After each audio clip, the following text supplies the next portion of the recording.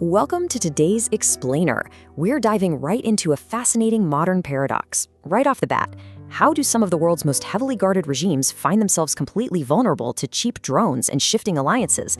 Today, we're focusing our analytical lens squarely on the intense modern pressures that are currently squeezing the governments of Iran and Russia. We're going to break down the actual mechanics of how economic strangulation, internal fracturing, and asymmetric warfare are actively reshaping global power dynamics. So, you really have to ask yourself, how do these modern regimes actually survive blockades and asymmetric warfare? I mean, this isn't just about traditional armies clashing on a battlefield anymore. The 21st century has introduced a completely unprecedented set of pressures. We're talking about leaders isolated in modernized bunkers, elite loyalists suddenly turning into highly vocal critics, and decades-old aircraft slipping right past multi-million-dollar air defense systems. Here's our roadmap for today. 1. Two regimes under pressure. 2. The Gulf naval blockade. 3. Fog of war mission. 4. Drones over Moscow. 5. Paranoia in the Kremlin. And finally, 6. The unraveling of power. Let's get into it. Kicking things off with Section 1, Two regimes under pressure, an era of asymmetric threats. Moving right into Section 2, the Gulf naval blockade, choking the strait. Let's talk about the intense, on-the-ground reality of the U.S. naval blockade. To strip away the Iranian regime's economic leverage, the U.S. has essentially thrown up what sources describe as an airtight quarantine. I mean, we are literally talking about an American FA-18 Super Hornet firing its 20mm Gatling gun to deliver warning shots at an Iranian-flagged vessel trying to breach this blockade. Over 50 ships have been forced to turn around. And why does this matter to us? Well, for a nation that's totally reliant on energy exports and a global market depending on that exact transit route for everyday fuel prices, locking that oil inside the Gulf puts an immense, almost unsustainable economic squeeze on Iran. And this perfectly captures just how chaotic and unpredictable things got during a 48-hour window dubbed Project Freedom. Imagine this timeline. At 0 hours, the U.S. announces a mission to actively escort commercial shipping through the strait. But just 24 hours later, 2 U.S. destroyers, while actively escorting American-flagged vessels, take heavy drone and fast boat fire from Iranian forces. Then, suddenly, at the 48-hour mark, the entire operation is suspended. The geopolitical strategy just completely shifted on a dime right in the middle of heavy fire, all to pursue a potential peace agreement. So, what was that sudden suspension all about? It was tied to leaked, rumored stipulations of an agreement between the U.S. and Iran.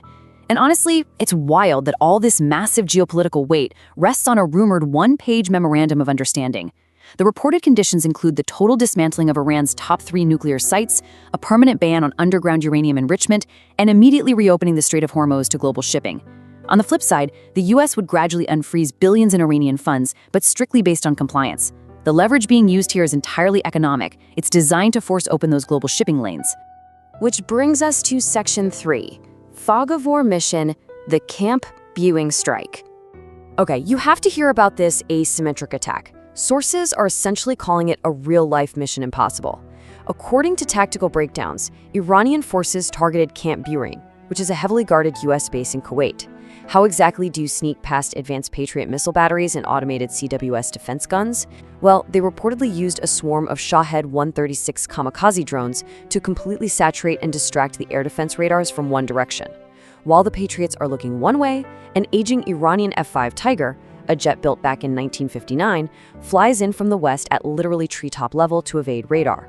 Slipped right past the distracted defenses in the fog of war, dropped unguided Mk-82 Snake-Eye bombs smack onto the base's radar dome, and escaped low and fast. It just goes to show how remarkably cheap drones can create the perfect opening for older tech to bypass state-of-the-art defenses. So let's zoom out and see how this builds into our broader geopolitical picture.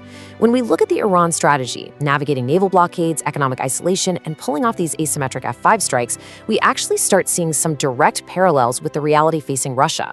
But here's the catch. Where Iran is using drones to penetrate defenses abroad, Vladimir Putin is dealing with crippling sanctions, elite fracturing, and drones penetrating his own capital. Let's dig into that in Section 4. Drones over Moscow, breaching the capital. The physical realities of war have officially arrived at Vladimir Putin's doorstep. On May 4th, an unprecedented Ukrainian drone strike actually pierced Moscow's incredibly heavily defended airspace. It hit a building on Mosfilmovskaya Street.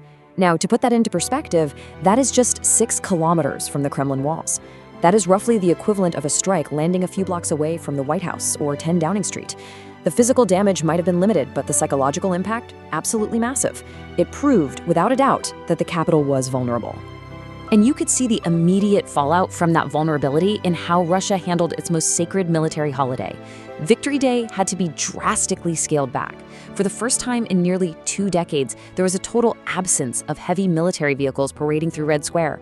The Federal Protective Service, the FSO, mandated widespread internet and telecommunications blackouts just to stop any further drone coordinates from being transmitted. They literally positioned snipers and machine gunners right up on the Kremlin towers. Observers even caught state-controlled TV broadcasts recycling old footage to hide the inconsistencies of the day. A holiday explicitly designed to project absolute impenetrable strength was ironically forced into becoming a global display of deep vulnerability. This leads us right into Section 5, Paranoia in the Kremlin, the elite fracturing. Listen to this quote closely, because it's a real jaw-dropper. Vladimir Putin is not a legitimate president. Vladimir Putin must resign and be brought to trial as a war criminal and thief. What makes this stark condemnation so incredibly significant is the source. This isn't some Western analyst. This is Ilya Remezlo, a formerly staunch pro-Kremlin insider.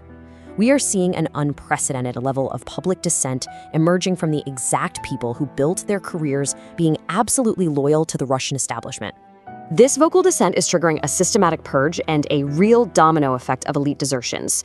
We're seeing high-level arrests, notably Ruslan Salakov, the former deputy to Defense Minister Sergei Shoigu. That unwritten rule that Putin's inner circle was safe completely shattered. Because of this, the civilian elite are just packing up and fleeing. Take technocrat Denis Butsayev, who managed national state-owned projects. He completely fled the country, making his way to the US. Inside the Kremlin, the paranoia is reportedly suffocating. Staff are subjected to severe 24-hour FSO surveillance, and anyone close to the leadership is strictly banned from using internet-enabled mobile phones. And in a sharp twist of situational irony, Putin himself is reportedly avoiding his grand, opulent palaces, choosing to operate primarily out of modernized, isolated bunkers instead. And the social contract with the broader Russian public is also seriously fraying. Take a look at this number, 65. It is highly revealing. Even according to official state-controlled polls, Putin's approval rating has plummeted from 77% down to 65%. Why does this matter to you? Because if even heavily curated state-controlled polls are forced to admit to a 12-point drop, the true reality on the ground is likely far more fractured.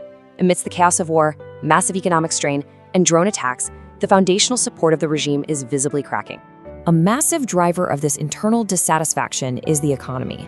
Just as the US naval blockade is choking Iran's oil exports, Ukraine's targeted drone strikes are systematically dismantling the Kremlin's economic lifeline. We've seen 4 distinct waves of drone attacks critically damage the Tuapse Black Sea oil facility. There have been major strikes on the Novorossiysk export hub and a totally devastating hit on the massive Kurishi refinery, which is the second largest in Russia, just ahead of Victory Day. They are systematically removing Russia's ability to fund its war and stabilize its domestic economy. All right, bringing it all together in Section 6, the unraveling of power, what comes next. So the crucial point we need to take away is this. We are looking at distinct parallel vulnerabilities. Both regimes, whether you're looking at Tehran or Moscow, face severe economic strangulation that is actively limiting their ability to project global power. Both are exposed to the absolute tactical nightmare of cheap asymmetric drone warfare. Drones that cost thousands are bypassing defenses that cost millions. And most importantly, both are witnessing the early, undeniable signs of internal domestic resistance from their own populations and their own elites. The traditional authoritarian power structures are fracturing right before our eyes. Which leaves us with one final, provocative question to ponder. We've seen the asymmetric tactics, the devastating economic hits, and the skyrocketing paranoia. But how long can these regimes realistically withstand the dual, simultaneous pressures of internal elite dissent and external military and economic blockades? When the social contract breaks, history shows us that regimes usually collapse from within, not from the outside. Keep a close eye on these pressure points because the geopolitical landscape is shifting beneath our feet. Thanks for joining me for today's Explainer. I'll see you next time.